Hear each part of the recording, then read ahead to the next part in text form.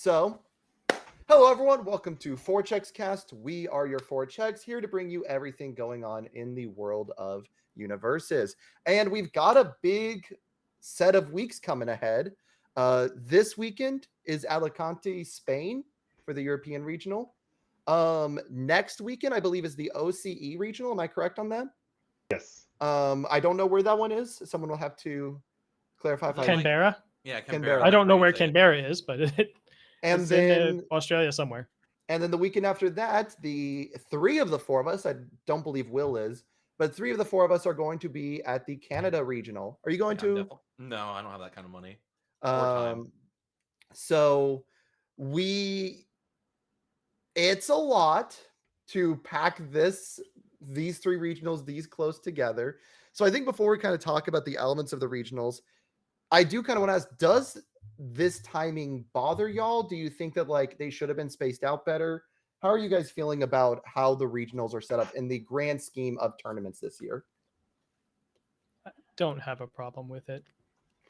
Yeah, I think in an ideal world you could have had them spread out more, but I think that it's cool to have a lot of universes packed into one bunch, and like we're gonna have actual like metagame evolution. A lot of times we don't get that, right? A lot of times we'll get one release gets maybe one tournament, and then the next release happens, and then you kind of try to interpolate between them or whatever. But we're gonna have a lot of folks looking at the TMNT format. Yeah, I think it's been pretty self-evident by now that a lot of these dates just have to do with when someone can find space and reserve it in like a place that makes any kind of sense. And so it's hard to get on them for, on the path that they're on, things are going to be in whatever weeks that they're in. And that's just kind of how it's going to be. And it's also worth noting, like, especially the Australia one, if I remember correctly, was added. Yes. Like afterwards, after they kind of had scheduled fair. So it's going to have the slot in anywhere. And it was probably going to be awkward wherever it slot in. In like an ideal world, I would have liked Spain to be like a week or two ago, and Canada to be like a week or two later. Like if I was really kind of nitpicking a little bit, because it has felt like we've had this pretty big gap of like a full month where we didn't have anything from Louisville to. Well, I mean, sort of like having a month between events should be the expected, right? Sure. Month. It's pretty fine. I'm glad that it's not on top of a set release, like literally the day after. Right. Yeah. Oh my God. Yeah. I think if there's going to be a 3-week stretch, this is a very good one where we're both excited about the new set. The new set has been out for long enough to have people be touching the cards for cards to ship around wherever they need to go. It is 3 weeks on different sides of the planet, and so it's not like they're kind of the Denver flu thing of, well, people had just tapped out from going to nationals and worlds, and then they had to go to Denver, and Denver was in a weird spot, and so like it got less of that. Like we're not really expecting a lot of people to be traveling, to be globetrotting for these. Yeah. Yeah, I definitely agree, and like I think overall it's fine, and there is some cool stuff that we're probably going to get into in just a little bit. That really having these that close together is going to bring. You mentioned a little bit the meta evolution, Broberg. How are you guys feeling about the format going into this meta? Because we went ban listless, or no hits on the ban list. People were really expecting some after Louisville because there were a few cards that were dominant. Are you as excited going into your respective regionals or seeing these regionals as we were maybe going into Louisville? Maybe more, maybe less excited.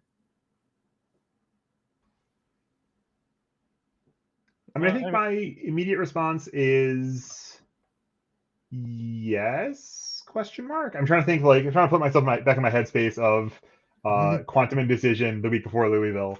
And, this is I feel as excited as I did before the OCE last year that kicked off Attack on Titan Apocalypse season. That's how I feel right now. Like, I think it's a format where we've got some clear ideas what's going on, and we've got some clear contenders, and we've got a bunch of like old decks that are sort of like have some life breathed into them that I'm excited to see what people cook up with. And it's a metagame that's got some clear bones to it, but I think there's a huge open space for innovation. Sure. Yeah, I mean,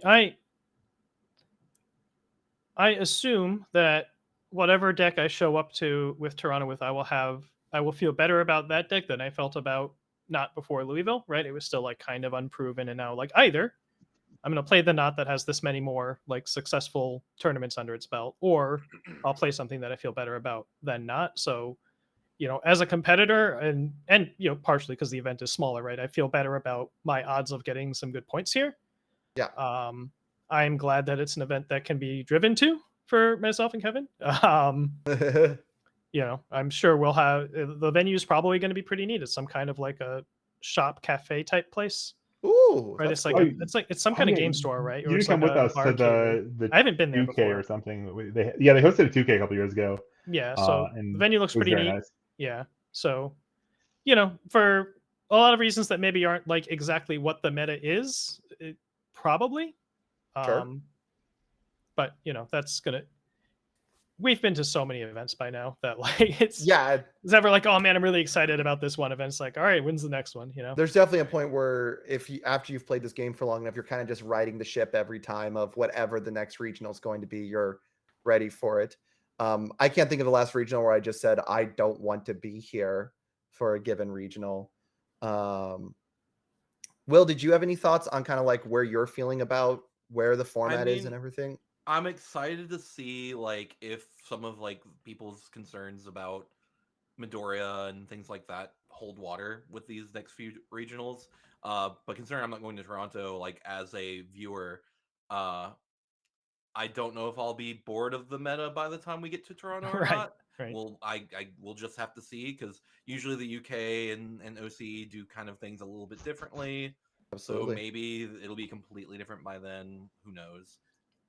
I think it's so interesting EU is kicking this off, because I think we're at like, if you look at the meta decks, quote unquote, or the decks that people are really scared about, I would say the two are like 9-time backup decks, namely Zeke and Hanji, and Deku 6. Like those are the two boogeymen. And those are both, especially Deku 6, very defensive decks, which have historically seen a lot less play in EU in favor of more aggressive. I don't think that's even true. You don't think so? And also, this is Spain anyway, right? A decent portion of this event's attendance is people who are actually from Spain, and we have no idea. Oh, really? I didn't know that. I you look at the names, it's not a lot of, there's a lot of names that do not look like they are British or Scottish. Okay, fair enough. On that list. Yeah, it's something that's kind of funny. Yeah, we have two. It's almost like two metas coming to clash. I was trying to think of how to draw, like, say Anglos here without, but then not include Australia. So the EU and the US are going to have two events where there's some level of border crossing involved from the usual suspects, and I think that there is some level of like, do folks have their passports ready? That's going to gatekeep some of the usual suspects. I think that is especially true for the US, because I think because of the way states work versus countries work, I think a lot less people have their passports here than necessarily have their passports. Although maybe not in the UK, because the UK is waterlocked. I don't know there. Yeah, I think I think the UK's thing is they have like there are 3 or 4 like pocket play groups of really good players, and they will very often brigade one deck. And so if for a given event, the 2 of the 3 teams that do the best both decided that an aggro deck was the best. Like, oh my god, they all play aggro. But sometimes they're just all playing Eraserhead, right? And it's just kind of just varies. A bunch of the really like the most. I mean, some of the most dedicated control players I've ever seen play the game are out of the UK, and I think that some of this is. I kind of see this in almost like as a playgroup dynamic thing, right? Of you play with a bunch of people who are just very aggressively slanted, always trying to shove their cards in the middle, leaving like all that stuff, and it kind of teaches you to play the way, like if you play with 4 of those folks every week, you kind of develop a reactive style to that and say, well, how do I build the biggest wall to keep these barbarians out? And then you kind of develop some mastery that, or like then you play the control mirrors, the other guy who plays control, and then kind of spiral off in your own direction like that. I want to ask this real quick if one of you guys know this. Do we have Spanish cards? Like, are the cards in Spain in English? Yeah, they're in English. Okay. They have to be. I legitimately didn't know if we had other I assume we would have seen a picture of a Spanish card at some point. I was thinking so, but I was like, I don't actually know this. But I think like the meta broadly, usually I think I've come to think of it consciously or not as sort of a Venn diagram of, okay, what are the things I want to make sure that I can beat? And I think if you say that the Venn diagram is Deku and the backup unyielding decks and maybe Pony, I don't think that intersection is too super tight to find stuff that can kind of fight those three. I think there's a pretty good amount of space there. And, maybe I'm neglecting Rodan or something in this picture by assuming that Rodan doesn't feel like he's necessarily going to land in that spot very easily. With those three decks, I'll feel like they probably prey on Rodan pretty decently. I can speak from experience with like the Hanji backup decks. Beast Titan just being a consistent throw and being able to recur itself gives that matchup a huge edge for Hanji. Plus, unyielding keeps him from building up too big of a wall. But, that being said, the kinds of decks you would bring to fight Rodan are probably pretty similar to the kinds of decks you want to fight Deku with anyway. Absolutely. He's playing a very normal defense, aside from his one flasher move. And I think that's kind of the door to fighting him, I think. I think the big question, it doesn't recur itself quite as well anymore. Is there a rule change I'm not aware of where it doesn't recur itself? Since you actually need to kill the original before you can yes. Oh, yeah, Beast for Beast, yeah. Yeah, because of the unique rule, you can't, You have to sack the one that's in play. To be able to yeah. Okay. Not a terribly big deal, but it is actually relevant. It comes up sometimes, but it's not it's not the core of the loop. Yeah. Okay. Yeah, I hadn't actually thought about the unique rule there. Unique on the Titan deck is actually is fairly substantial even, I think. Like my Worlds deck is kind of disappointed in it. Not to tangent too far. Did we ever talk about our opinions on like the unique change and whether it was good or bad? I don't think there's a lot to say. I mean, they're gonna have to pick something, and they picked something, and and there was no way to do it that wasn't funky. It kind of annoys me that in the end phase, the new one will still pop, because I think that was a very cool dynamic that you could choose to build something at the end of the turn that you used up on offense to have its defensive options. But that's probably me being kind of pedantic. Like, it's not the end of the world. Yeah, it's nice. I mean, I did it all the time, right? I think we probably talked about this last week a little bit, but yeah, I do that with Knots flat. I mean, I play a Knot deck with a bazillion 2x uniques in it, right? Yeah. I do this regularly, and it hurts a little bit that I won't be able to do that anymore. At Louisville, constantly I would like do +5 damage with Hitch, knowing I had one in hand, and I'd build down the second one. I'd have -5 damage still alive. Like, that being gone kind of sucks. It's not the end of the world. I don't think it changes anything meta. I don't think like decks get much worse because of it. It's just one of those like, just curbs certain flavors of airship abuse. It also means weird things like you can't commit a loyalty to the friend to pass a check because you have one in hand. It has incidental things, but it's not the end of the world. Yeah, I just wasn't a fan of the timing, but it's whatever. Yeah, because I think it's the second time. Yeah, it's just the second time in a row where they're like, "Hey, here's the thing that we've been planning to do, but we're not going to make it live until like it actually matters." So now it kind of seems weird that we're doing it. It seems reactive, right? Yeah. I do feel like the thing that sometimes the company does that irks me is there are times where they do an announcement of an announcement where I'm like, you could just announce the thing right now. Like, I get it when it's an IP thing, when it's like hey, we will have a comment on Dorian and Fern in the future, which was what was like initially said. Okay, fine. That's probably some brand risk thing. Whatever. I get that. For the rule change, there is no reason you could, unless you were still figuring it out, but then you don't say it while you're still figuring it out.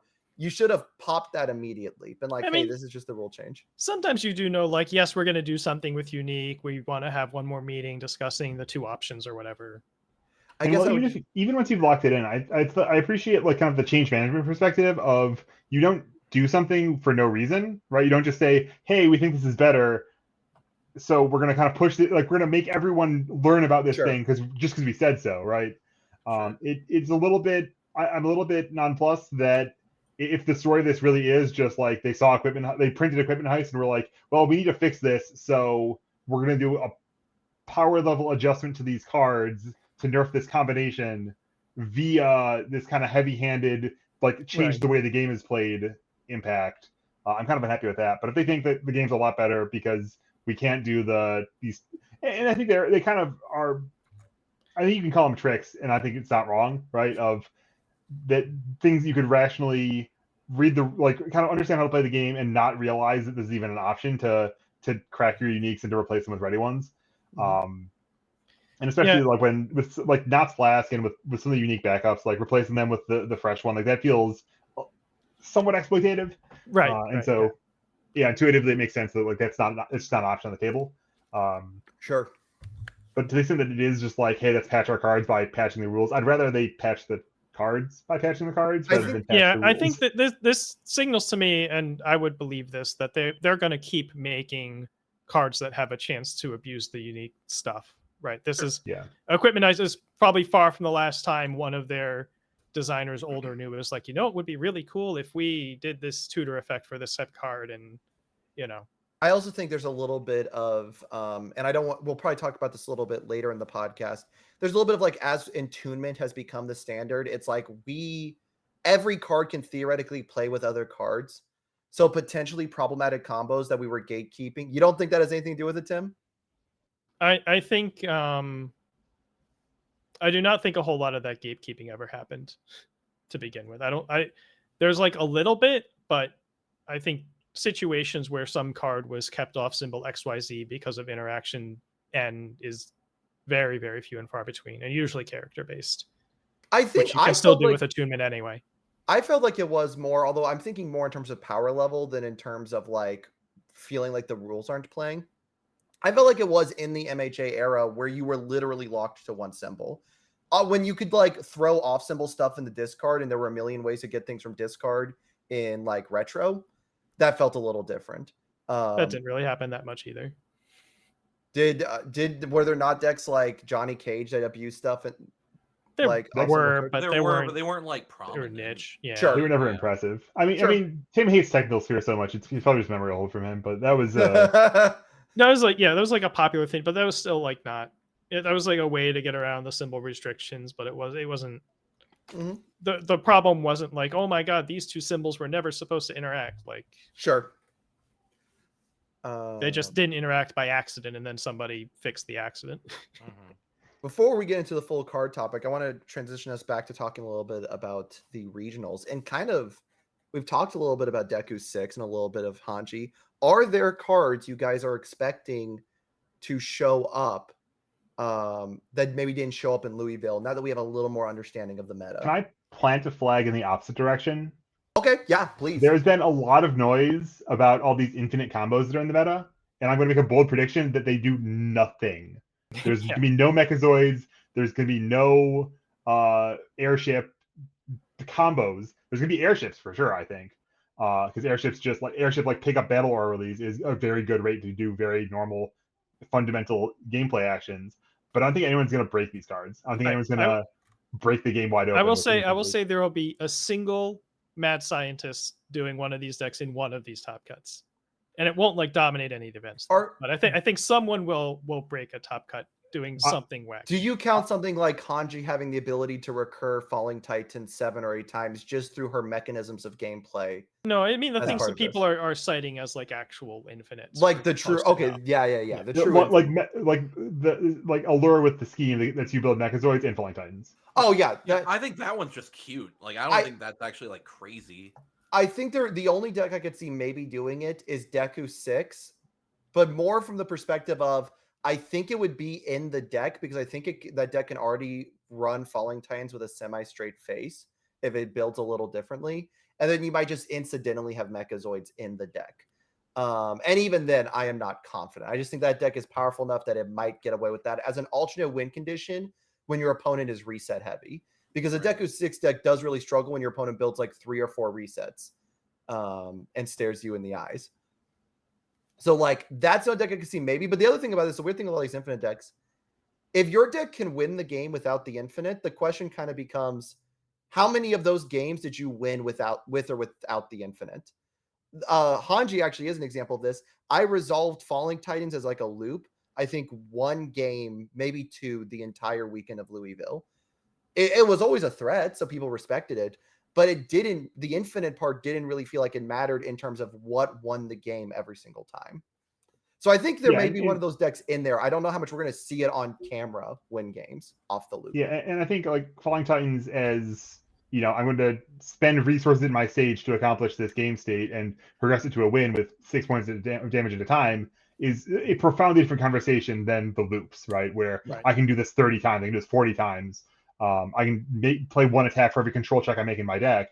Like that's just a whole different flavor of the game than I think like what was doing with it, where it's like, yeah, I'm going to amass a lot of resources, then convert those resources into victory. Like that's just a different conversation than the loops. I think like the theory I've seen because you mentioned with equipment heist and airship, I think the like equipment heist airship sword play loop memes where you have like 2 sword plays to pop the airships and pick them back up and keep doing that. I think that stuff's a total meme. Yeah, because it's like it's not it's like Hawks that can play it, right? And that's like the only character. It's like you basically just need evil and another symbol on any of the cards. The best character probably for it is probably Elder Toguro, because he can pick up one of the sword plays from discard. Sure. And yeah, there's some weird ones out there who are capable of accomplishing things that I think are. I hope some other mad scientist is brewing up some of this nonsense, and if they can succeed with these really weird ones out there, I'm going to be pumped, but I don't expect them to. But if it happens incidentally in the deck, so Daniel, I think the thing, do it incidentally. Like, the thing is like. I don't know if there is a loop that exists right now where every card is on its own good card that you would be running in your deck. That's how good is a good card these days? Like, I mean, how many zero diffs can everyone play if they want to play some zero diffs? How many -2 and -3 speed foundations can they play if they want to play some of these? How many insane like counterspell abilities? Like, what was playing freaking 2 copies of Incredible Display in his deck that who people who lost to him told me the story of the matchup was, oh, he played Incredible Display and I lost. Like, cards are so good these days. You can't just like throw random crap in your deck and say, oh, maybe sometimes my 20 slots on this combo will help me win. Like, you don't need a plan. I think probably one of the more incidental infinites that someone could just accidentally have in their deck was probably the like Takeda Shirayukan infinite. Yeah. That's probably the closest one to an infinite that was just like, okay, well, 2 deck slots and I can just oops my way to a win sometimes. Yeah. Yeah, because there are a bunch of these hypothetical infinites, but they all have cards that like aren't good. Mechazoid's a bad card. Mechazoid it does not particularly do much for you. Yeah, I don't think anyone has like thought very seriously about playing pristine swordplay until just sucking out. And honestly, like if you want to play that card, it's cool. Play with massive Mutant Machine. Yeah, I was gonna say, actually, I have thought a lot about swordplay, but that's because it's a 9 mid for like 16 with 1 Mutant Machine existing. That is the only reason I have been working with that card. Hawk's Mutant Machine and Equipment Heist. I was already running pristine, so I just doing a single airship. So like I think the Mutant Machine Equipment Heist is again this sort of like, yeah, if you get into a position where you can get 3 attacks into the card pool consistently and draw the Equipment Heist. Hawks can do it better but now you're playing like the 1 diffs that put the feathers in the discard pile or the attacks that search the. Are you just hoping you mill 2? You're probably playing the attacks because you play those anyway, but I think you're trading off because I actually agree with Brobrick here. There are a lot of good cards in our game. You make a lot of trade-offs to exist as Hawks, right? And I think some of those you're doing whether you're doing this combo or not. Yeah. I don't know if you're making any. I don't think you're playing any more of those types of cards to run this stuff. That said, right, it's an open question whether Equipment and Heist and Mutant Machine are worth the slots versus, you've already got a funky deck where 4 of your attack slots are 1 mid-1s. Right, and look, I will make fun of the idea, but then again, I have been grinding a bunch of Puma Mutant Machine because that deck is funny as hell. I should build that. I'll send you my notes, actually. Yeah, I'll send you my notes on it. It's a fun deck. It's not great. It's like super. If you don't fight Mutant Machine, you're kind of floundering for a few turns. What symbol are you on? I am on Chaos. No, I am on air. If you're playing pristine, it's on air. Yeah, I'm on air because it gives me swordplay to pop it or ready it. I get shocking interest to grab it from discard pile. That's air and chaos. I get my version's a total meme. It's how many times can I do it? I get the Gambit on Chaos at 2. I like there's the I think Aaron and Reiner handshake is on Chaos and fetches assets for momentum. I like that one. Yeah. What was the last one I was running that was really funny? Dangerous Gambit readies it to use it again. And then there was one more. Oh, Dramatic Slash builds it with momentum. Oh, that's a reason to play air. Yeah. Yes. Dramatic Slash and Swordplay would be the two reasons you would play it on air. Otherwise, you can play it on chaos. The deck's I think fine. Swordplay has order, right? Swordplay has order, Yeah, but order. you don't get hardly anything else asset related on order. You just get good cards. Use good, yeah. Just you're good just cards. you're just like playing. Yeah, you're just like playing Ross's deck and putting the mutant machines in there and being like, all right, so my knockdown blows are going to be 12 speed 12 sometimes. Yeah, catch. It is a really funny deck. It is really fun. I don't think it's crazy good. I don't expect a Puma to show up in Top Cut. I would love to be wrong. That would be hilarious. Yeah, I mean, I could imagine one that's just not as fully committed to the meme, right? Sure. Because like you don't want to be that exposed to they found hacker. Whoops. Right? Like you can play a Puma that has the machine in it. Yeah. But the deck can be tuned to try to operate without it. Right? Sure. So we kind of tangented really far there into mutant machine and looping stuff. So your original question was, are there cards you expect to see more play? Thank you. That was the question. Yeah, I am buying Mutant Machine. I'm buying the Mutant Machine stocks. Oh, sure. Yeah. I'll say out of stuff that like was already legal right before, at Louisville, I'm inclined to say Runaway, but I think people simply do not own them. That's very true. Especially overseas necessarily. If that's fair. Everyone had a play set of Runaways, I could see that as something that people use to fight against both Deku and Pony. Other than Devastating Loss, almost certainly, I think we're going to see a lot more of. I think Devastating Loss. Yeah. I also think more of the Hanjis at minimum, and maybe even stuff like the Ponies, are going to side in Activate the Coordinates. Oh, sure. That card. I didn't do a poll of the all the deck lists from I felt like a lot. I assumed a lot of decks were already doing that because it was selling out of booths. It was like 50-50. I think a lot of people didn't realize it till we were getting close to the event, so a lot of people hadn't put it in. I know Barlow was running it on fire, but I also saw a lot of Hanji players not play. I don't think like Zeke 1 was running it, for example, although I could be wrong there. I think the Zeke 1's entire sideboard was dedicated to not losing to Porco. By swapping over to Hanji. Yeah, he had a Hanji switch and he had a bunch of stuff to support it. Yeah. Like they're the same. Like they have the same symbol, so it's not like he has to take cards out or whatever. But it was like the rest of the 9 Titans and stuff that makes sense for Hanji, basically. It was anti-Porco, anti-Pony. That makes sense. That is a character I really want to see how they will show up as a card in general. I mean, Pony did make top 16 at Louisville, and Pony's been known to be a good character. Pony, we knew, was kind of having a damage problem, especially in the face of DR decks. I am very curious if Genghis Frog takes her over the edge. I haven't done any cooking with her myself, so I can't speak to I think it's just whether or not people decide to show up with it. I think it's yeah, almost certainly quite good. Mm-hmm. You know, is it the best deck in the room? I don't know. Is it almost certainly top 10? I would think so. Right. Right. It's certainly, I can't imagine it's a bad choice. You'll want to probably tune it sure. a little bit and figure out your ratios and things like that. But yeah, it's very good, but it's very open, right? Like, yeah, I mean, a lot of what makes, well, yeah, I mean, Pony got 2 very strong, like Air and Fire keep getting more cards, right? Fire had a bunch of good stuff in the Street Fighter decks. Obviously, Turtles has Air and Fire cards. It's just you're flooded with playables, and honestly, like last year in St. Louis when when we didn't have a tune yet, right? Like Godzilla had just come out, Mono Earth Pony flooded with playables. Yeah. Yeah. So and then like in the games, Pony loots through a lot of cards, and so you have a lot of playables and you have a lot of uncertainty of what you'll have, right? You'll start your turn with and you'll get like 3 draws to start, and then it's like, well, how am I going to improvise from here? And so it's a very, very intricate deck to play optimally or play even approaching optimally. Yeah, I can't imagine anybody's gonna not that too many people test every deck available, right? But I can't imagine anyone's gonna test 5 different decks and one of them is Pony, and they're just gonna say, you know what, I just don't think Pony's good enough. They might say, I don't want to bring this deck, right? Well, some folks feel like that this isn't good enough anymore, so I can't tell you. Yeah, and I think there's an order anytime to be had, but that is definitely flooded with playables. That's a hard one to figure out. Broberg is upset anytime someone denies the value of Peak Universes. No, listen, I'm upset anytime I hear things that are false.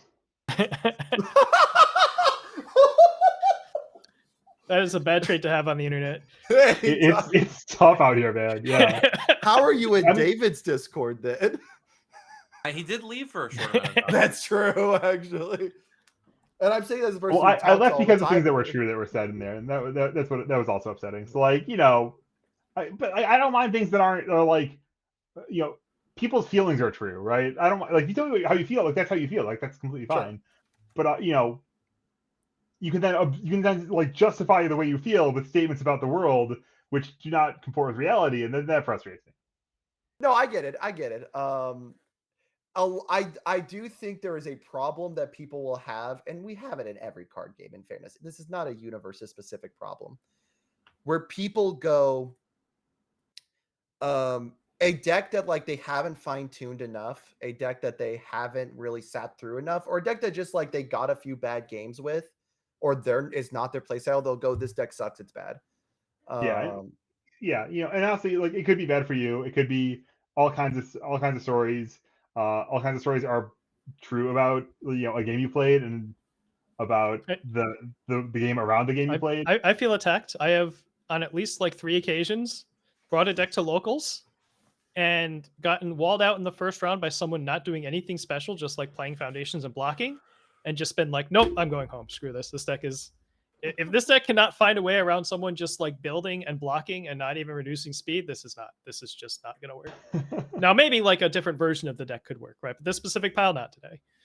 I had, when I in Zach's in chat, so he can confirm this. I think this was teams for nationals, I think, although it might have been one of the regionals.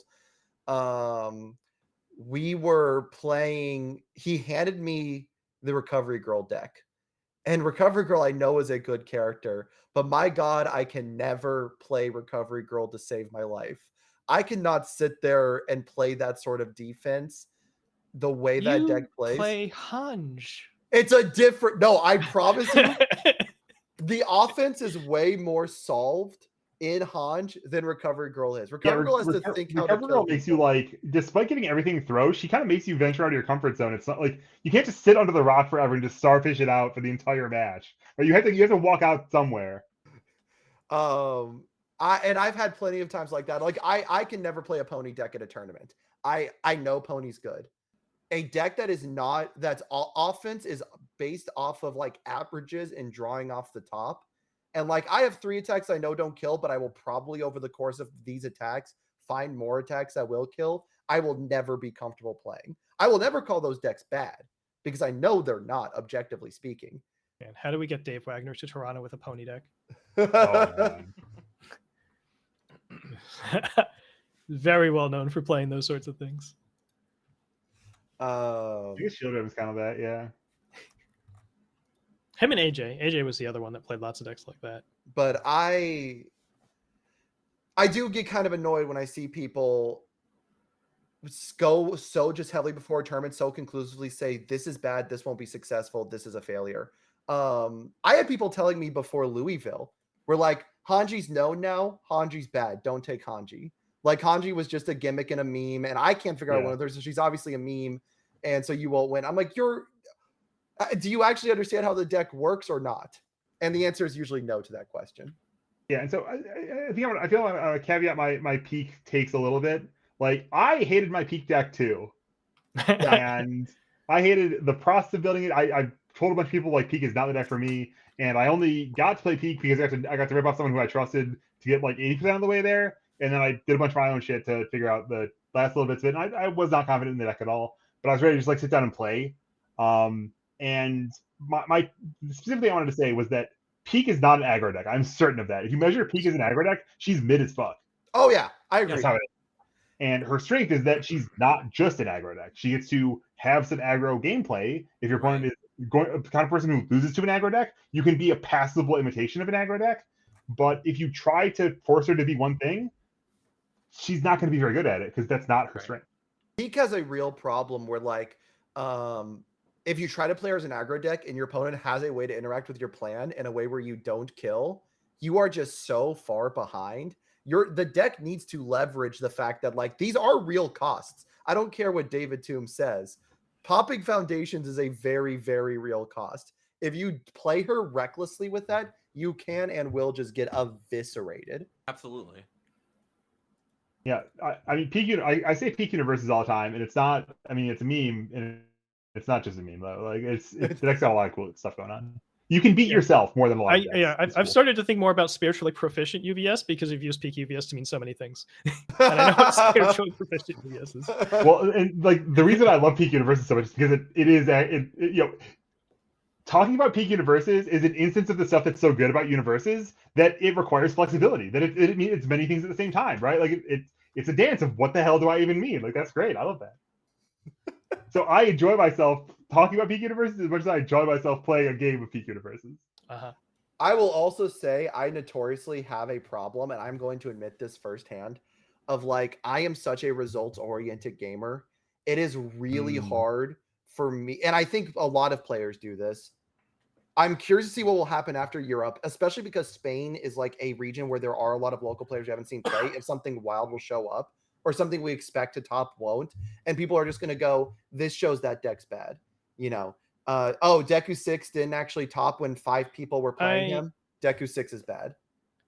I think rightly or wrongly, I mean, mostly wrongly, people have like biased enough opinions about overseas players, frankly, that they're not gonna, they're gonna, if they see something that doesn't agree with their worldview, they're just gonna say, oh, well, you know, maybe Spain's not that developed enough of a play group or something. I am glad that I have done nothing to cultivate that mentality amongst people. But what you really missed is you did have a punchline for it that you could then try to like invert later to mean something else. That's where you missed out. I actually feel like a small tangent. Like I love the bit that I did about the like US thing, but I do feel bad the people from the US who took that bit and like started being mean to individual European players. And I'm like, guys, like let's try to keep it somewhat fun. Like I'll accept I got shit on for 3 days when I lost in EU. Oh, yeah, man. Bits like that are never fun when people start taking it seriously. And that is the unfortunate part of having a persona and doing bits like that on the internet, is that if you do something like that, all it takes is like 2 to 3 people to be like, oh, this guy's serious. Oh, he's an asshole. And that's why next time I show up to Europe, I will be doing my European apology tour. But and you're wearing like a EU flag jacket.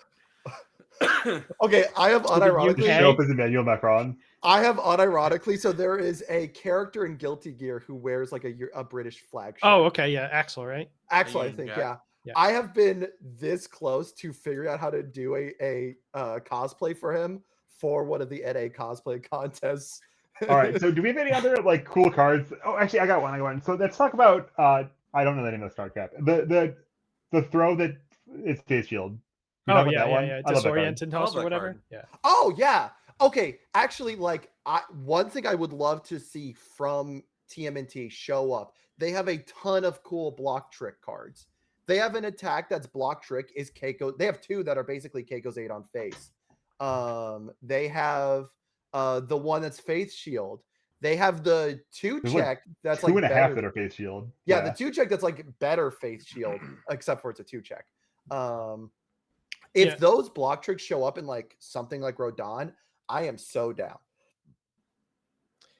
Yeah, I think the tricky thing is just the symbol mix, right? It's because of the way the symbols have come and gone. It like there's a lot of cool cards on like the good symbol in Turtles that I'm like, oh, babe, this would be cool to put in your deck. And then you look at the how long has it been since it's been a character on the good symbol? Like, we don't have a good character with good except for like even the Godzilla character. It's Mothra. Like, great. You're right. Yeah. It's like what do we have? Midoriya. I don't want to play these cards Midoriya. I want to do big Midoriya one trick or one shot moves. Absolutely. Yeah, Radar says also has a little bit more going for it than some of the other ones, but I do want to bring up one before we kind of wrap up the regional section. Because you mentioned you don't think infinites are going to show up. Do you think swooping in Toru 2 is going to show up in Top Cut anywhere? Are you I am selling swooping in. I think that card will do basically nothing. I I don't know if this is still true, but I'm going to operate under the assumption that what was the name, Bailey, is just going to continue being a dedicated Toru 2 player. So why not? It would be so fucking sick if Toru 2 shows up and isn't playing swooping in. Just like, this card sucks. I want this one. I forgot. I think you might as well run it at that point. I If you're forgot running that. Toru 2, you might as well toss it in. But yeah. But I forgot Bailey is a dedicated Toru 2 player. I want to see Bailey. Or did they play like Ochako the one time? I don't know. In my headcanon, they're a dedicated Toru 2 player. They at least the regional I went to, they were on Toru 2. I don't remember if they were on that for like nationals and stuff. Wait, how bad does? Okay, actually, wait. So if we had a more unified player base, 'cause I think that's one thing to talk about. Is like, you know, the meme of like, oh yeah, everyone thinks Deku is cracked. Like even like the Where's Ball podcast, right? Like, how many of them are going to show up playing Deku? Like 1.5, right? Like, yeah, Mitch talks himself out of playing Deku all the time when he thought the deck was like slightly not as oppressed. Anyway, whatever. Like, there's a lot of people who just kind of show up playing their own thing. If we had a meta that was like 50% Deku and then 50% everyone else, how sick would Toru 2 be in that, right? I know. Yeah. I keep saying that, like, one of the things I kind of wish I could see a world where our game was bigger to see and like prizing was realer. On one hand, I'm not big on cash prizing. I think cash prizing brings a lot of rule sharks in that are like angle shooters in that get really annoying and kind of hurt a lot of the fun of the game. On the other, I think when prizing is more real and when the community is bigger subsequently, you see more people saying, I'm not going to reduce my chances of winning by taking a silly deck. I'm going to take either what I think will win or I will take something that I think is counter to the meta. I don't think we get to see that as much in our game because of our pet decky nature of how our game kind of operates. And I do kind of regret, I do think that's sad because I do want to hear the stories of like the Toru 2 showing up in a Deku 6 meta. I do recall now that the joke of, oh yeah, I'm going to put 15 on my hang 10 and then play it, and then untap my stage, and Toru's going to bounce and really say, whatever, here's another hang 10. Sure, that is a thing that could happen. I'm not convinced hang 10 is going to show up in Deku 6s. It might show up in a couple copies. I don't know if the deck has room for it. It's in Mitch's, so it'll be in at least one. Sure. I do appreciate at least there's like something slightly different than what the deck's got going on already, where it's here's a good value play for 15 difficulty. Yeah. So I'm going to try to kill you for 15 difficulty. I want us to move on because I want us to talk a little bit about Attunement, and we're already almost at the 50-minute mark. So before we wrap up, though, I want to hear one thing from each person. Spain's this weekend. We won't do the full like bet what you think is going to happen XYZ. I want you to name the character. If you were to put money on one character winning it all, what's the one character? Pony. Okay, we got a pony.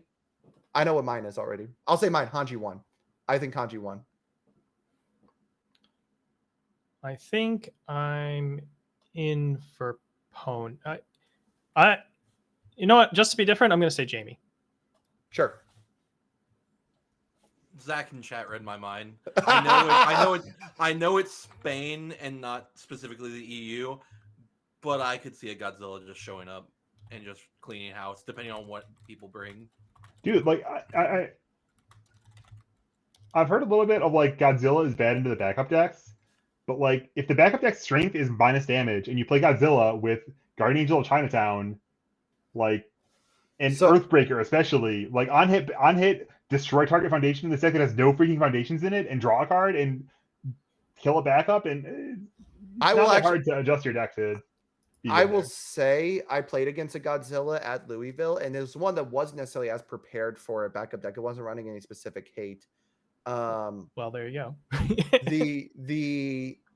It was 2-0 in my end, but it wasn't like a stomp. It was like the second game he gets me down to 1 health. And if I had done my math slightly wrong, I would have been dead. Because it's like a competitive matchup, and like a lot of Godzilla, like there's like this meme that Godzilla is a super beginner deck, and like there's not. I get the sense somehow that people don't think there's skill expression in Godzilla, which just tells me you've never actually played Godzilla yourself. I don't know another way to put that than that.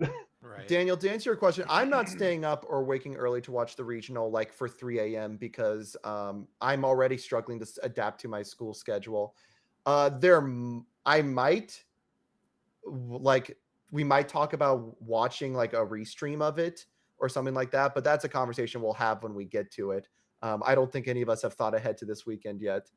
But I know if you start our time, it starts 3 3 a.m. CDT. Eastern. So Yeah, I know my friend Jesse has plans yeah, to Jesse is get casting, up so early. he's So tonight or tomorrow? tomorrow So- morning. Okay, tomorrow, that's fine. but no, I mean, tomorrow as in Saturday morning AM. Saturday that's morning fine. at 3 a.m. I won't stay up for it, but if it's still going by the time I wake up in the morning, I might take a peek at it. Yeah, I think the Down Under regional usually starts Friday night. Yeah.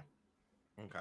I will not be surprised if we're doing maybe something, but I'm not committing us to anything because I haven't talked to them about it, and I'm not going to do that to them when we haven't spoken about it. But there'll be an announcement if we're doing something related to the regional watch. Sure. But let's go and transition away from the regional talk to the attunement talk. We are now how many sets in with attuned? 3 AOTs, Critical Role, and TMNT. 5 sets. 5 sets and some number of challenger decks, yeah. And some number of challenger decks into attuned. Before we talk about each set specifically, broad strokes, what were your thoughts when attuned was first announced? And have those thoughts softened as you've played with attuned? So I had some very strong thoughts when Attunement was very first announced, because they were very sparse in the details of what the immediate future would look like. And I was like crashing out with Tim about how heinously impossible it would be to actually play the game and to understand what the cards did, because I assumed the cards would have like 3 attuned symbols each. Right. And this would be this insane quantum entanglement matrix multiplication of figuring out what's even going in my deck.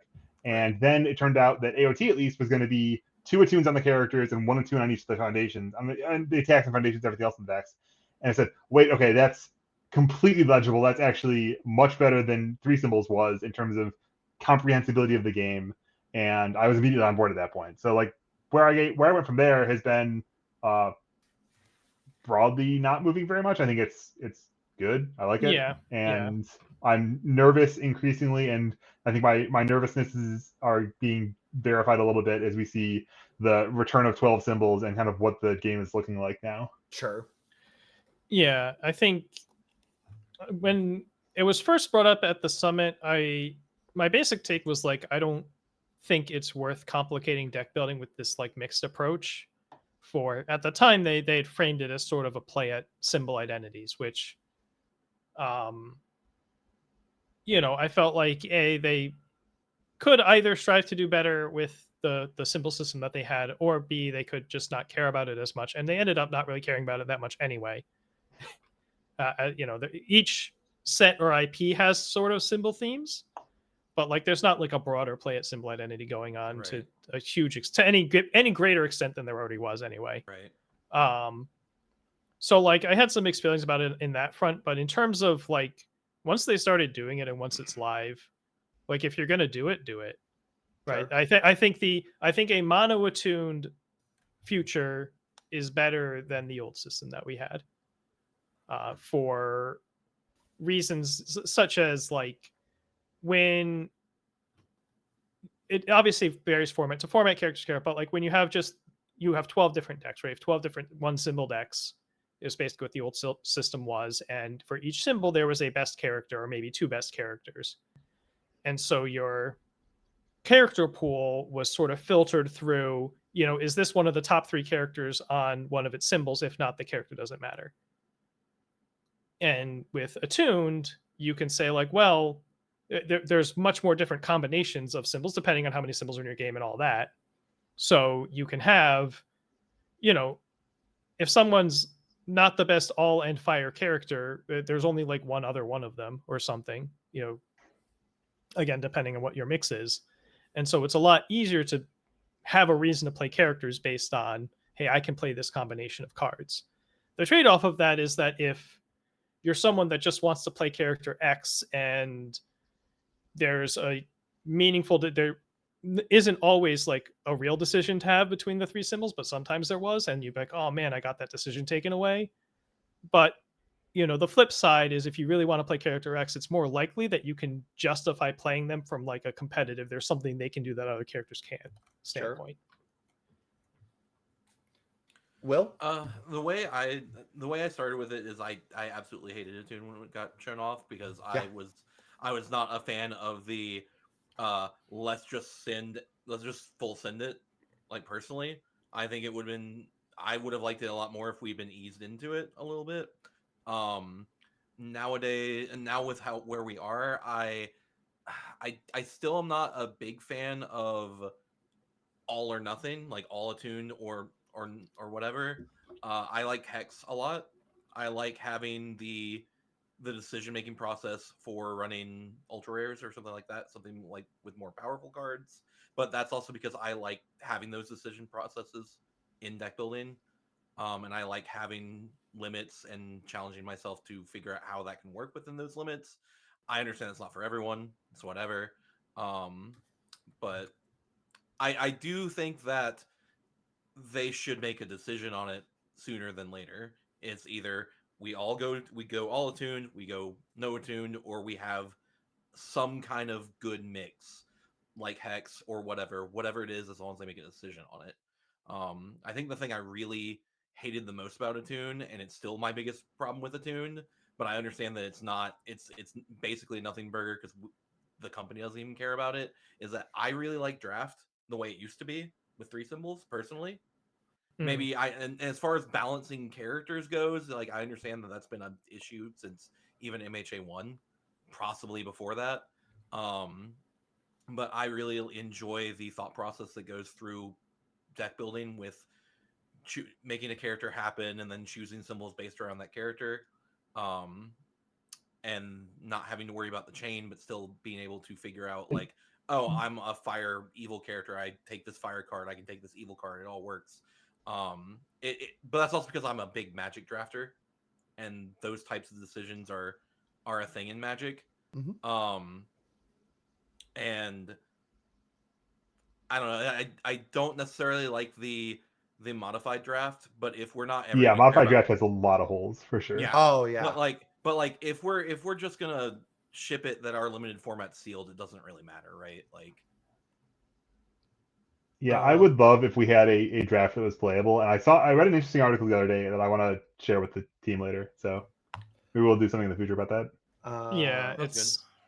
So one thing I wanted to one of the things that kind of hit me with Attune, because when I first heard it, I was not a fan. Because one of the things that sold me, or it was so interesting when the game was marketed to me at first, and when I was really getting into the game, was the idea that there were 3 different card pools that you could build for any character, and that could result in 3 dramatically different characters being played.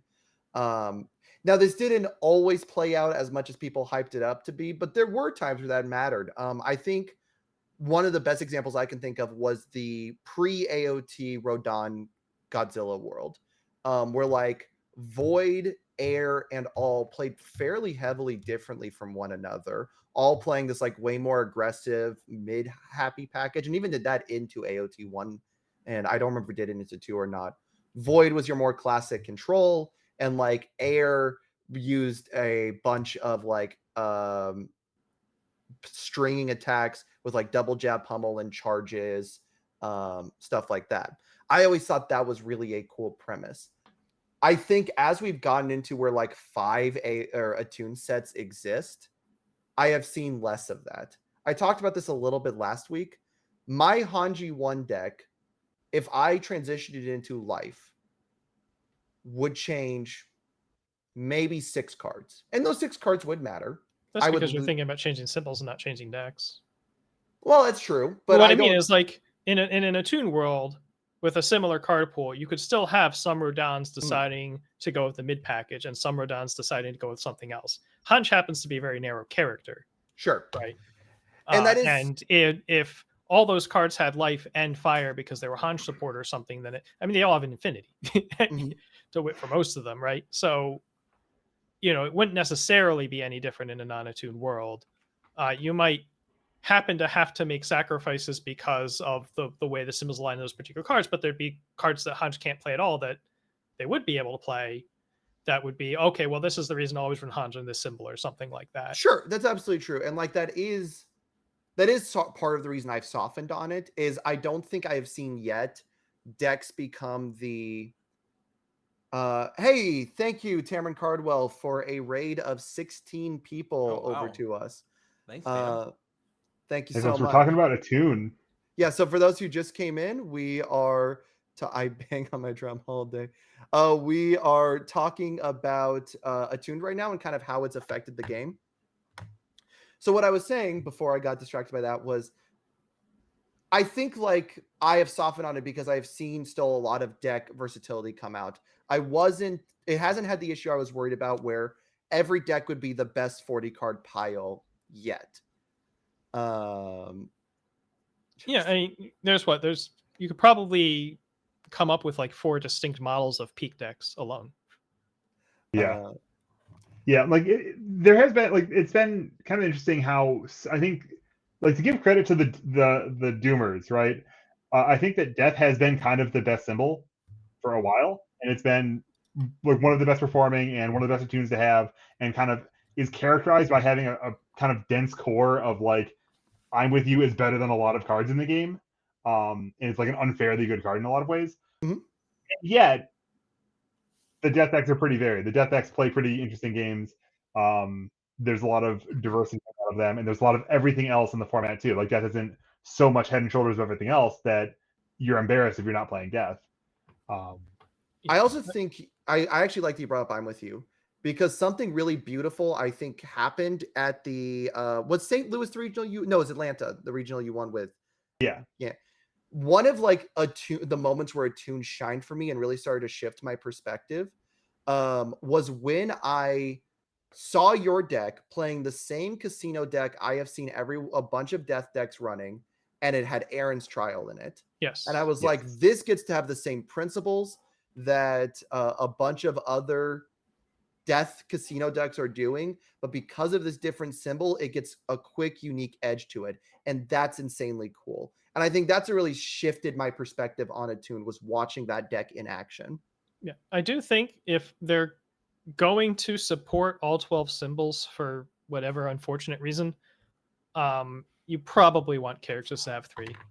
Yeah, no, I agree. I think we're sort of feeling that with a lot of the Turtles characters, and a lot of the older characters not being able to play Turtles cards is some of that, but also just like one in the before times, right?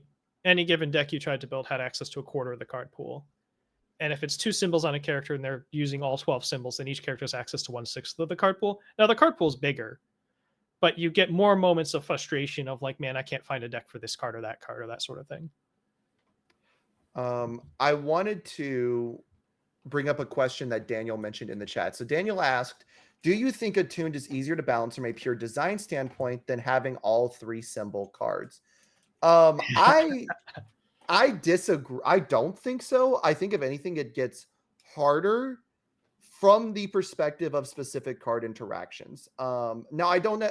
Now we can argue whether or not like the sort of rules breaking thing occurs, but the classic example I always think of is if you gave repeated 100% smash life attuned, and all of a sudden all of the good punch decks in that era who had also life incidentally could play repeated 100% smash, I think that would have a quick potential to be very, very toxic. Yeah. And I think that gets it harder to balance. No, I think if there were only so many like punch deck characters anyway, but I think you can achieve that by not printing the card on the symbol that those characters have. It's, maybe you can't dodge all of them or something like that. But I think generally speaking, this notion that the old system allowed them to make X card dodge Y combo or whatever just almost never happened. Repeated is like one of the very, very, very few cases where something was like intentionally set up a way to avoid. And in most cases, they're set up to avoid specific characters, and you can do that even with Attuned, right? You can, if it's a fire water character, don't make a fire water Attuned card that breaks them, right? Right. Yeah. And even just like the idea of like this card being too good with that package is very rare, because there's an overpowered package like at some point something, and it's going to get hit if it's truly a problem. We're like adding another piece, but like it's not enough of a problem to hit anything. But if we add this one more piece, it's going to go overboard, is like a very fringy thing to ever actually have happen. Right.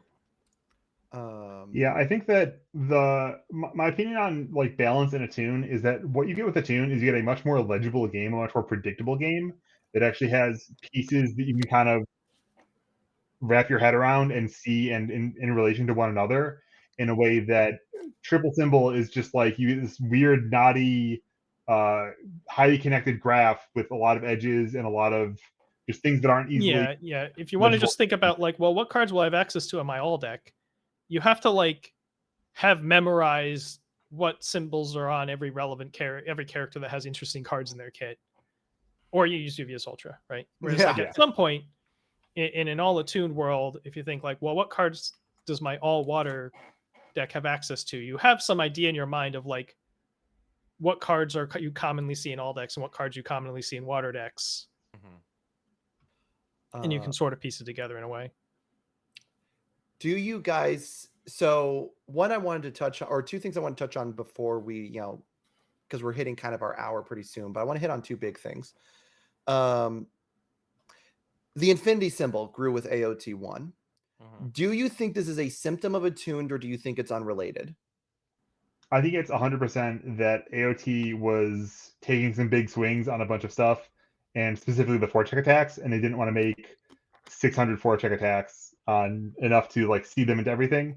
And they also still wanted to have all the kind of the world building of these are characters that exist in a relationship to the Titans. And I see that as like just like the bones of like what they said they were doing and what they actually did. It just, they seem very connected to me. Sure. I think it's a symptom of they cut the symbols in half. Sure. That I think it has anything to do. It may not be the main reason, right?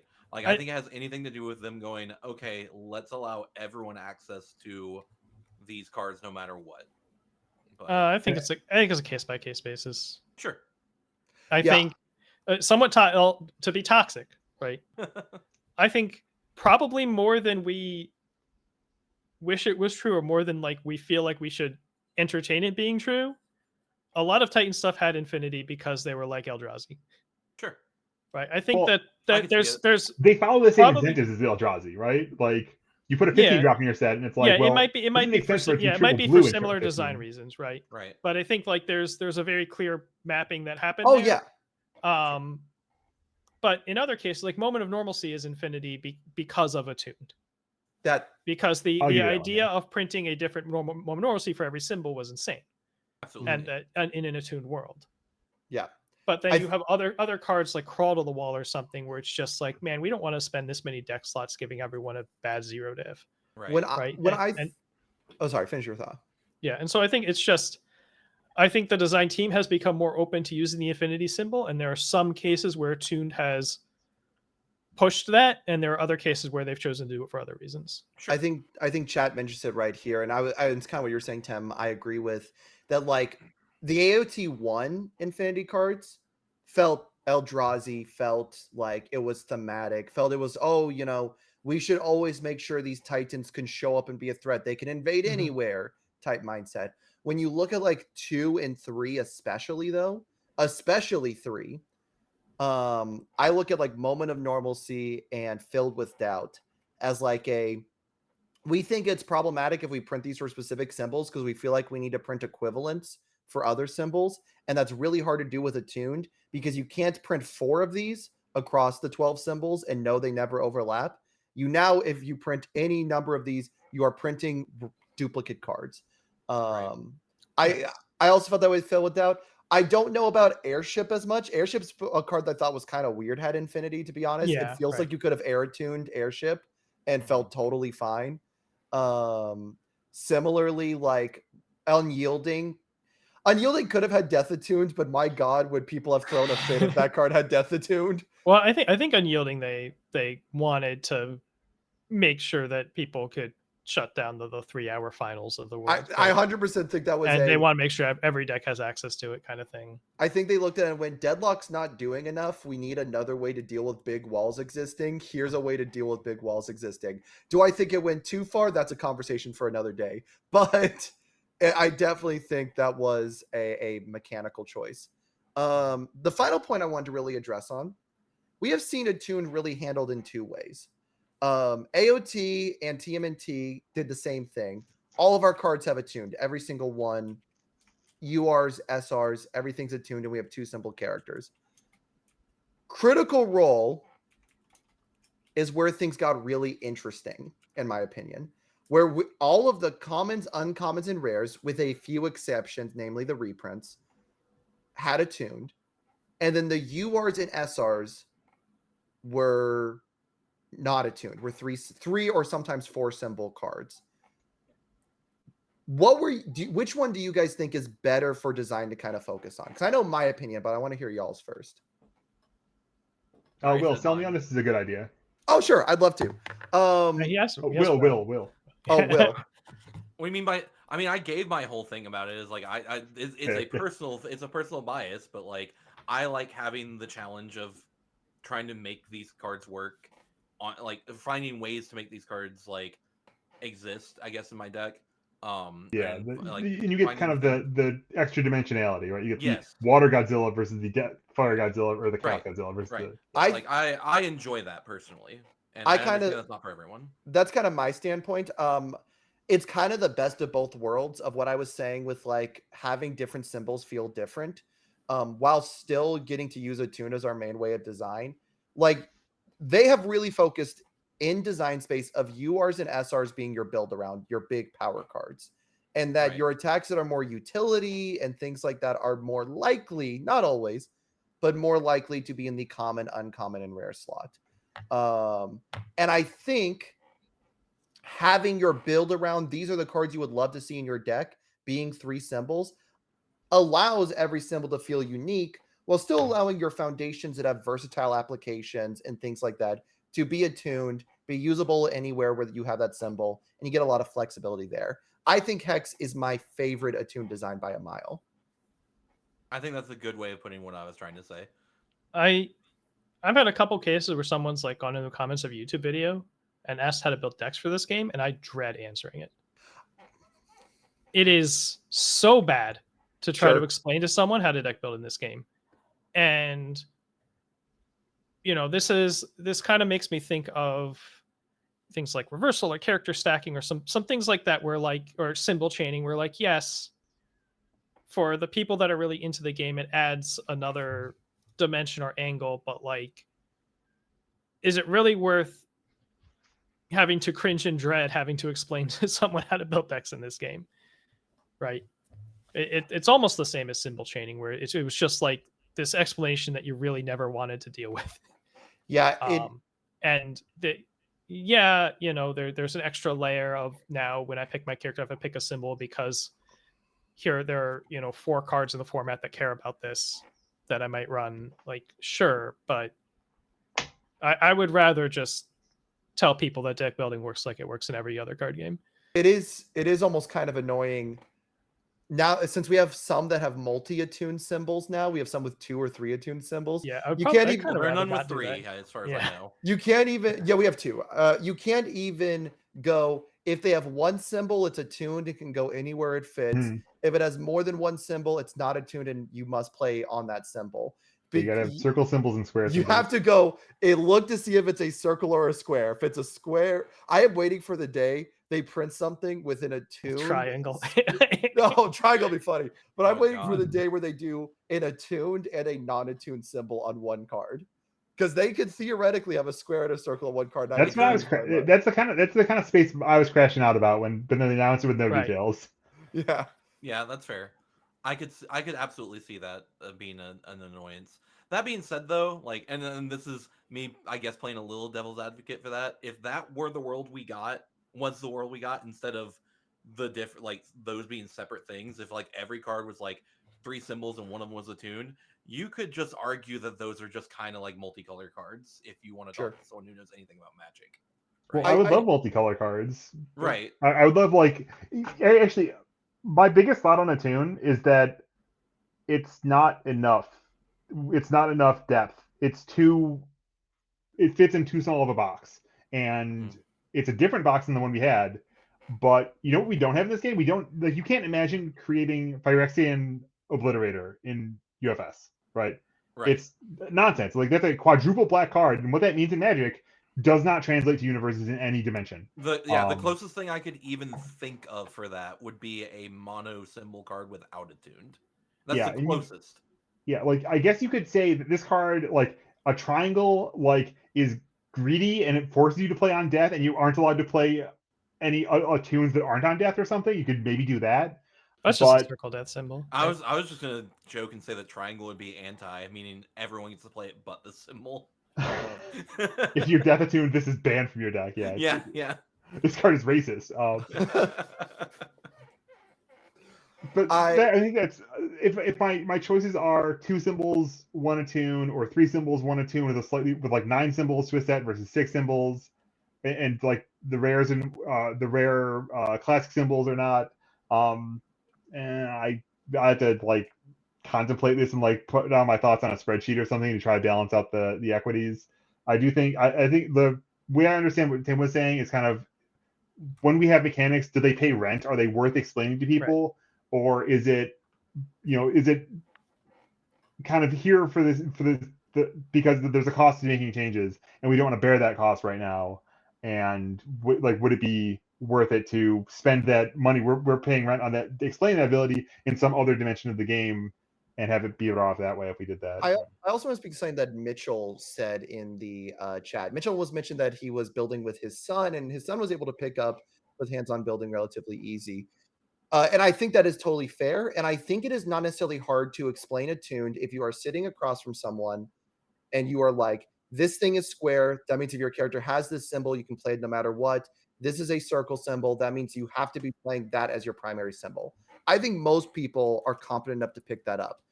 I think the problem to me what runs into a lot of people pick up this game with, or in theory, your game should be viable to be picked up without a mentor necessarily. Right. That like the core rules are easy enough to understand, are followable enough that if you just picked up the game and you gave a once over of the core rules of the game, you would know exactly what to do consistently and quality.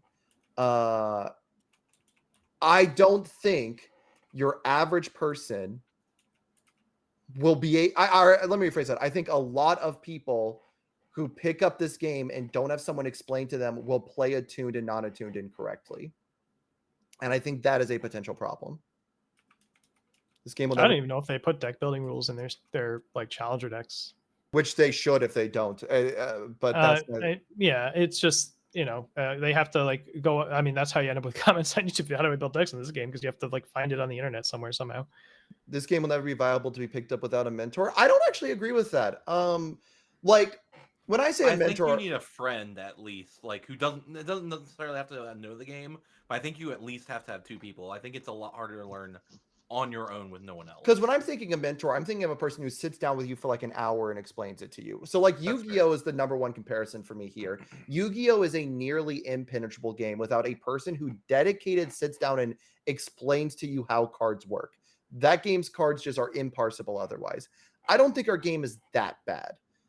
I think like if Attune did not exist, I picked it up. I picked up the game. I did have the demo at a con, which did help. But besides that, I occasionally asked people for deck building advice in the, at the time, shameless Discord. I actually got advice from like Broberg and stuff at that time.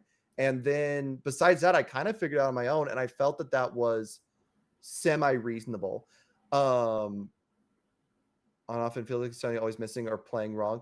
I think like that happens with every game. I think every game that happens to an extent. I think attuned is a one to get easy to get it really wrong.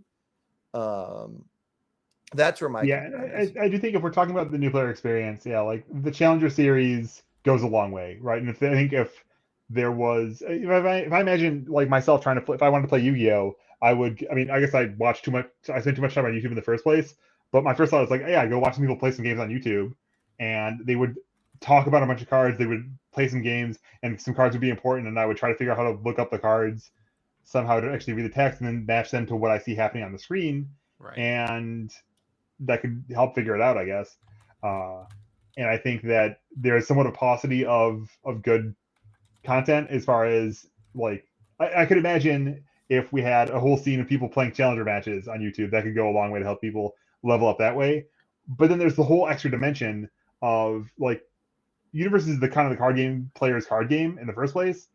And if you go from building like here's like someone giving you a deck, right? Like here's my Godzilla deck, go play it in a tournament, versus I want to build my own deck. It's like order of magnitudes more skills that need to be exercised to understand the game at the level of constructing your own deck. Like in the same way, like if you're going to go skiing or snowboarding, going down the mountain is so hard, but then crafting your own skis is like a whole other dimension of difficulty that no one even really attempts in the domain of actual competitive skiers or whatever. Right. Maybe some of them at a certain point get into manufacturing. But I do want to mention one thing real quick, just for anybody who may not be aware, and I'm assuming most people watch us have played the game for a while. Like content creation can be semi-niche, but we may have some that don't. My number one piece of advice, our game is small enough that the world champs talk in the normal discords. I saw someone point out that like me getting advice from like Broberg and Tim was nepotism. Anybody can like Broberg talks in the main chord. You can get advice from Broberg. He will respond to people. I don't mean to put him on the spot. I will tell you. He might crash out at you. Just be that's careful. true. I will tell you, you can at me anytime in any of the discords. I will help you out with whatever deck you want help with. Like genuinely. Our game is small enough that you can get that sort of help from anyone. I always like to market that because I think it's a big thing that makes our game cooler than a lot of others. And now that I've said it, Broberg has to do it.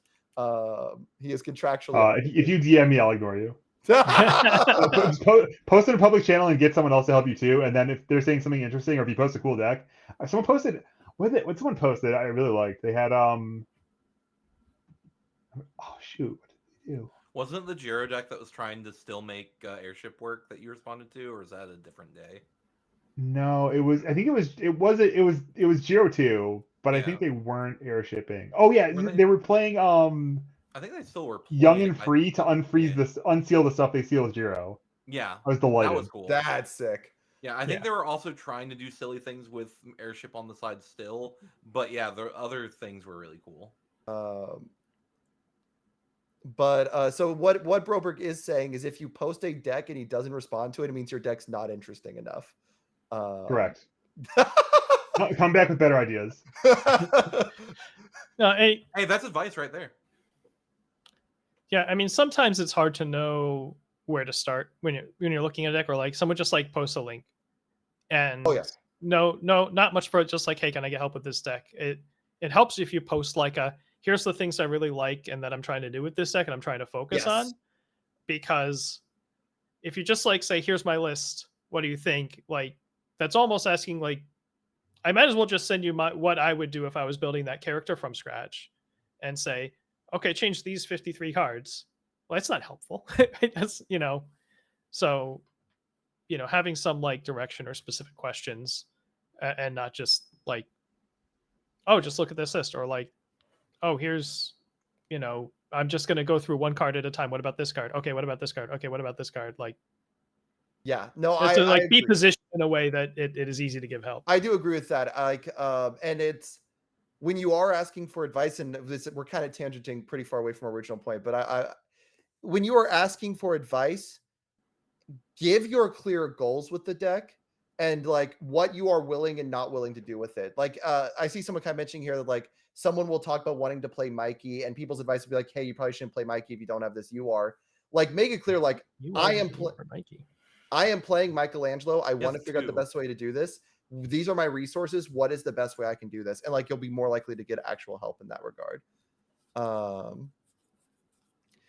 But I do think like a lot of people, I came from a Yu-Gi-Oh background, and like, you can never talk to the world champs in Yu-Gi-Oh unless you meet them in person. Yeah, I can't, there is never a world where I will be in the same conversation as Joshua Schmidt. It just doesn't happen near as much. I have a question. How many people build their own decks in Yu-Gi-Oh? Versus like kind of like net deck, or at least like get the like.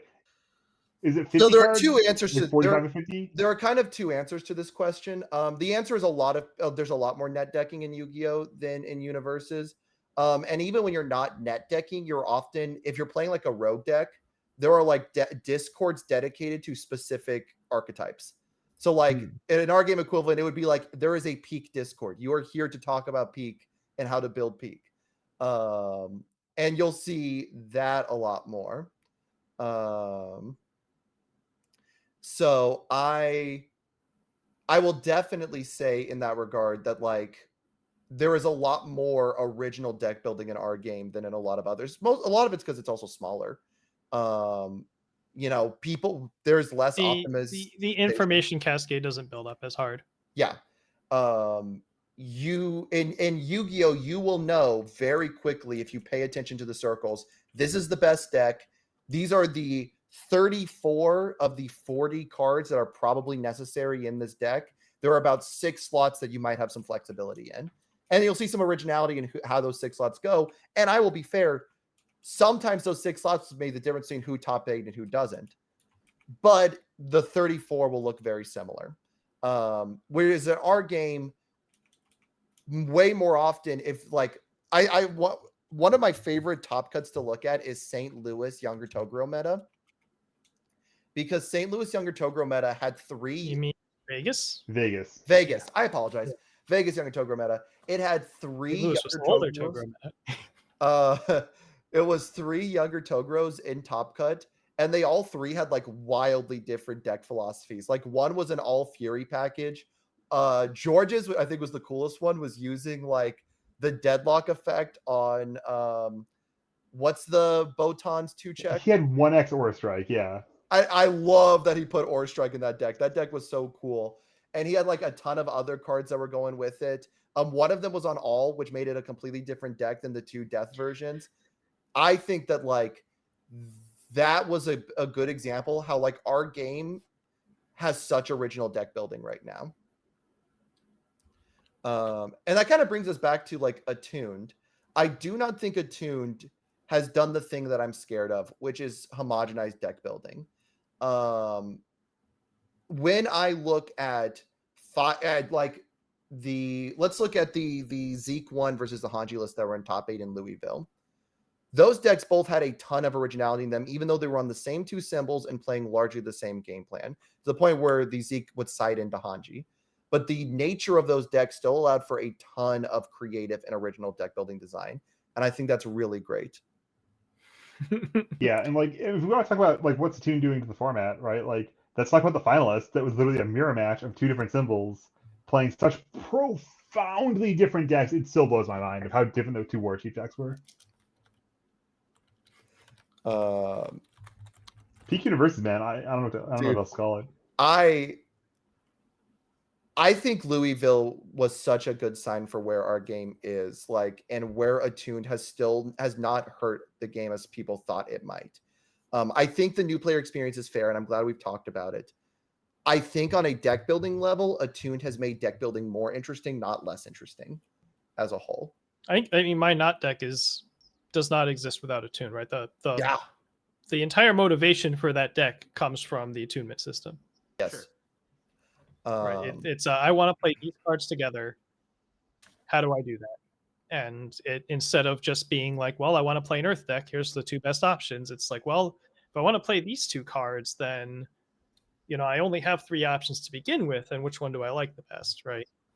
It's you get a lot of stuff. And I mean, I think it really just has to be said too. Of like, a lot of this is just testament of the designers have done a good job. Like there's no 2 ways about it that Attune and like the Zeke decks that I'm gushing about, like those are really just tangentially related. Like a lot of those cards had Infinity. A lot of those cards would have been the same anyway. In the counterfactual, right? If it was Zeke support or Hanji support or whatever, that like a lot of stuff would just overlap. But like the game is just good, right? Like the game is fun, the game's interesting, and even in the spaces where it gets narrower, it gets polarized, there's still like, I mean, the whole mechanic of backups, I think, are inspired by the idea of assets. It's a permanent that doesn't have fast control check, tempered by the fact that if you put assets in the game, they have this really big hot and cold problem where the assets got too good, so they printed asset hate that was too good, and then no one played any assets ever until the asset hate fell out of the format, and then people started playing with the assets again, and then it just ping pong back and forth. But now backups, like everyone has answers to backups in their deck. You just hit them. You play attacks, and everyone's supposed to play attacks. Right. The exception being something like Hanji, who doesn't let you attack our 9 Titans. But I understand what you're putting down. Like other than like situations like that, you're right. I can tell you for a fact, like I only played one Hanji match in Louisville, but because of the choices he made defending Hitch, was what that gave me the wiggle room to win the game. Sure, absolutely. Absolutely. Are there any final thoughts? We're hitting that kind of hour 20. Any final thoughts people have on Attune before we start wrapping up? Just on the deck advice quit, I want to shout out the subreddit as another place that you could post. Yeah, please to ostensibly get some eyeballs on.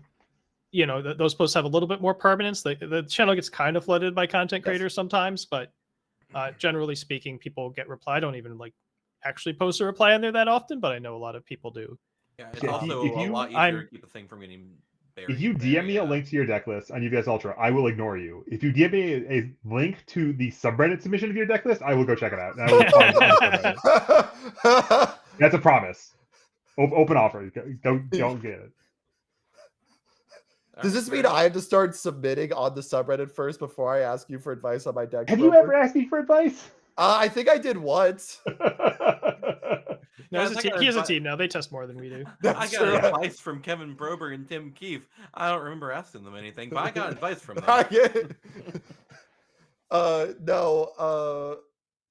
I do think that's a good note to end on. So let's go ahead and spread a link for decklist and DM.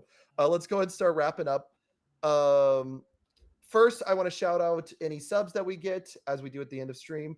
I want to shout out Arlen Enigma, Will Godby, for giving a tier 1 sub to Andrew Holder. Will, you are aware there's only one of those that goes out. Will, and he just found the secret one. We don't get the money if it's your money. But he asked. It's fine. But we get Andrew Holder in our chat if he's out of true. You think he left? Hit and run. Other than that, go ahead and announcing channel. Oh, hey, Daniel, thank you for the Prime sub. I really do appreciate that. Yes, Bezos's money. Yes. Bezos. Hey, we're giving Bezos content, so like we can't knock it, right? We're volunteering. Technically, I think every ad that plays is giving Bezos money too. So you know. Oh no, I mean that in the sense of yes, please give me his money because that's effectively what Prime subs are. As we're wrapping up, Broberg, do you have thanks, Paul, for the clip. Hell yeah. You're gonna get 15 DMs now, Broberg. That's not that many. Perfect. You say that like it's a threat. That's not that many. Well, if we were a bigger game, I'd be like, oh, he gets 100. But it is better for Kevin to be distracted at work tomorrow by helping new players with deck lists than it is for him to be distracted at work tomorrow by replying to things he thinks are wrong on the internet and Discords. Right. That's true. Thank you, Mitchell Pearson 89 for the Prime subscription. Yeah, so I'm going to. My announcement is I'm going to try to do some kind of like live streaming next week in some form because I'm doing a staycation to burn off my PTO. So look for me on the internet in some way. That's secretly where the Broberg crash out's going to be. Everyone show up there. Broberg, how much do I have to bribe you to convince you to do a multi-game randomizer as part of your staycation? Bro, we've been talking about that for like 3 months. I've been on board. I'm so in. Let's do it. If I'm available, I'll do it. Like, respond to Justin Let's Talk UVS Discord. That is very correct. One day I will please send me. I will respond to any deck list just because I need things to comment on that aren't the David's Discord. Like, absolutely send me deck lists to talk about. So, Broberg, you said you're streaming, but what's your channel name? Presently it's probably presently Mobile Waffle. I'm gonna try to make it Build UVS probably, but sure. Bad ad. You will be notified through various channels if you're following. If you're here, you're probably on a Discord somewhere. I'll maybe go on Facebook.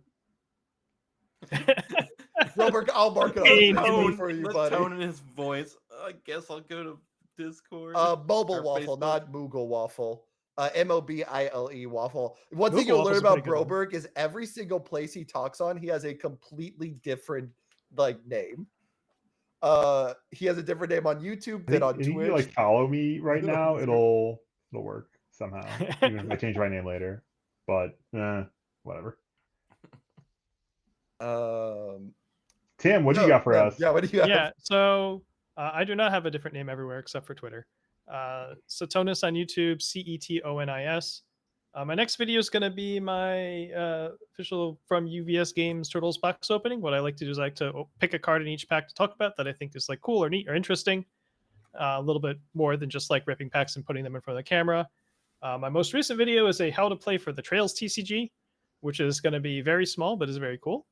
And I have a couple of budget-oriented videos before that and some more that'll be coming up later. I also have a playlist of like new player tips and some deck building stuff and things like that.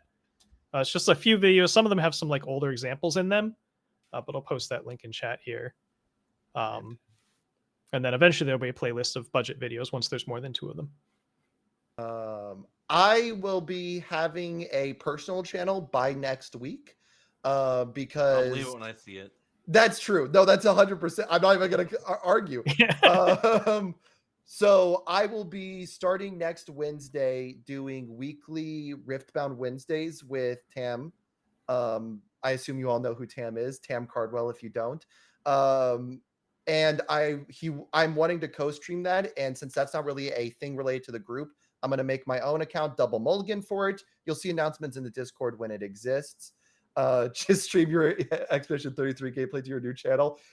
My computer couldn't handle TTS and streaming at the same time, buddy. I'm not playing Expedition 33. Finish the game anyway. Just a big you your computer can handle playing Trails and streaming it. And so it'll be Double Mulligan on YouTube and on Twitch. The VOD channel, the 4Checks Cast VOD channel, will be being taken over by Will. It is a few weeks behind because I got completely sucked into Expedition 33 and neglected everything else that was not work. So I am literally not leaving this computer until those are uploaded, and I'm going to edit them on my laptop tonight at home. So it should be updated tomorrow. And then Will is forever taking over the 4Checks Cast VOD channel, so I don't have to do it anymore. So now I can yell at him and he can't yell at me. You won't. You'll forget. I'm waiting for Will to walk into your camera view with handcuffs and just and just driving down. True. A few weeks behind. Hey, a few. It is 3 weeks behind. That is by definition a few. That is by definition. That is 100% Justin's fault. That is true. He was supposed to give me the information by now. Has not done it. It is Expedition 33's fault. That is what I will say. Blame France. Not Spain. Spain is cool. Spain has a regional. Yeah, we're not blaming Spain. All right, go check out Spain this weekend. Everybody have a good evening. I am going to send you all over to raid someone. Who is streaming right now? No one I know. Not Tam. Yeah, that was the whole idea. Yeah, the whole point was Tam doesn't stream at our point anymore. Does anyone got any suggestions in chat for who you want to go raid? If not, we will literally just end stream.